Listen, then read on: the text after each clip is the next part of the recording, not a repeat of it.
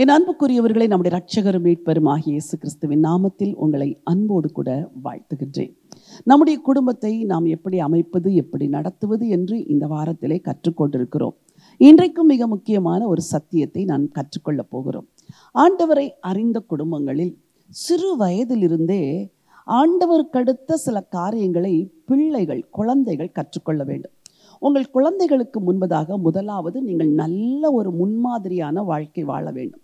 ரெண்டாவது, அந்த குழந்தைகளுக்கு நற்காரியங்களை கற்றுக் கொடுக்க வேண்டும். தீய காரியங்களை கற்றுக் கொடுக்க கூடாது. அவனோடு பேசாதே, இவனோடு பேசாதே, அவர்களை அடி, இதெல்லாம் சொல்லிக் கொடுக்க கூடாது. சிறு வயதிலிருந்தே கிறிஸ்டியன் வேல்யூஸை உங்கள் பிள்ளைகளுக்கு நீங்கள் கற்றுக் கொடுக்க பழக வேண்டும். அப்படி என்றால் பெற்றோராகிய நீங்கள் முதலாவது கிறிஸ்டியன் வேல்யூ என்றால் என்ன என்று அறிந்திருக்க வேண்டும்.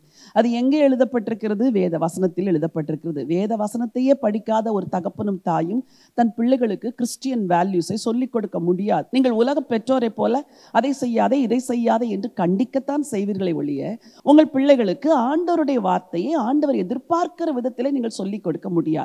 இன்னைக்கு ஒரு வசனத்தை நான் வாசிக்க விரும்புகிறேன். 2 தீமோத்தேயு 3:15 கிறிஸ்து இயேசுவை பற்றும் விசுவாசத்தினாலே உன்னை ரட்சிப்புக்கேற்ற ஞானம் உள்ளவனாக்கத்தக்க பரிசுத்த வேத எழுத்துக்களை நீ சிறு வயது முதல் அறிந்தவன் என்றும் உனக்கு தெரியும்.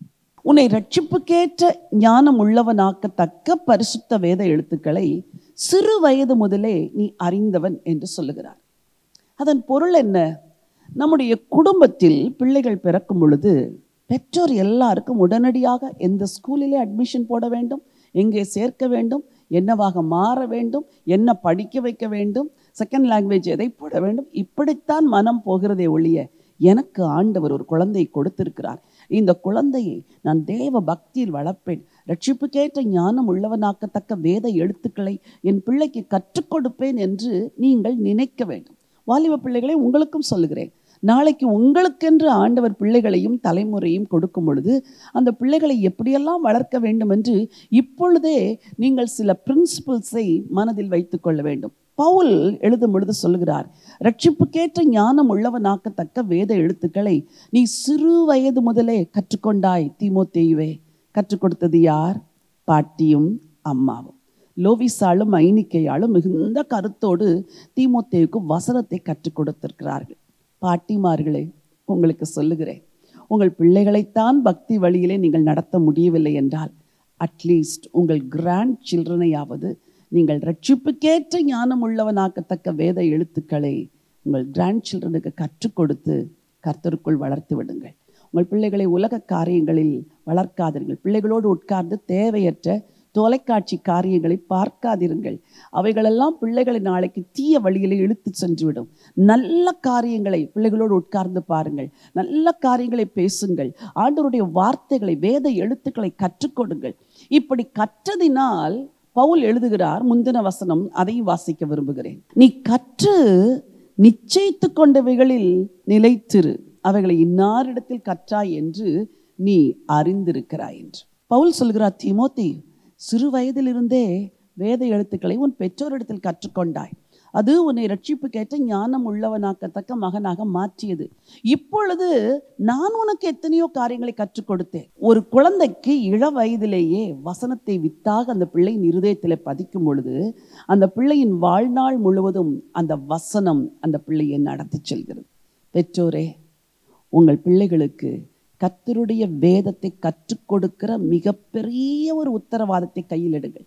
பைபிள் கால்ஸ்லே கிட்ஸ் மெமரி வேர்சஸ் 200 என்ற ஒரு சிறு புத்தகத்தை வெளியிட்டிருக்கிறோம். அதில் வசனங்கள் ஆங்கிலத்திலும் தமிழிலும் ஒரே ஒரு வரி அதில் எழுதப்பட்டிருக்கும். அதில் 200 வசனங்கள். உங்கள் பிள்ளைகள் அதை மனதில் பதித்தாலே போதும், வாழ்க்கையில் பெரிய மாற்றம் வரும். என் அன்புக்குரியவர்களே, பிள்ளையானவன் நடக்க வேண்டிய வழியிலே அவனை நடத்து, முதிர் வயதிலும் அதை அவரை கைவிடாதிருப்பான் என்ற வார்த்தையின்படி சிறு வயதிலே சரியாய் நடத்துங்கள். முதிர் வயதில் உங்கள் பிள்ளைகள் உங்களுக்கு கிரீடங்களாயிருப்பார்கள். உங்களுக்காய் ஜெபிக்க விரும்புகிறேன். அன்பின் ஆண்டவரே, பரலோக பிதாவே, எங்கள் குடும்பங்களிலே நாங்கள் எப்படி வாழ வேண்டும், என்ன செய்ய வேண்டும் என்று எங்களுக்கு போதிக்கிற உம்முடைய அன்புக்காக ஸ்தோத்திரம். எங்கள் குடும்பங்களில் பிள்ளைகள் பிறக்கும் பொழுதே அந்த பிள்ளைகளை நாங்கள் உமக்கென பிரதிஷ்டை பண்ணி அந்த பிள்ளைகளை ரட்சிப்புக்கேற்ற ஞானம் உள்ளவர்களாகத்தக்க வேத எழுத்துக்களை கற்றுக் கொடுத்து வளர்ப்பதற்கு வேண்டிய கிருபையை கர்த்தர் தர வேண்டும் என்று சொல்லி ஜெபிக்கிறையா. இன்றைக்கும் என் வார்த்தையை கேட்ட ஒவ்வொரு குடும்பத்தில் இருக்கிற பிள்ளைகள், குழந்தைகளுக்காய் ஜெபிக்கிறேன். இந்த பெற்றோர் உத்தரவாதத்தோடு இந்த பிள்ளைகளுக்கு எதை சொல்லிக் கொடுக்கிறார்களோ ஆண்டவரே, உம்முடைய வார்த்தையை கற்றுக் கொடுக்க ஆண்டவர் உதவி செய்யும்படியா ஜெபிக்கிறேனப்பா.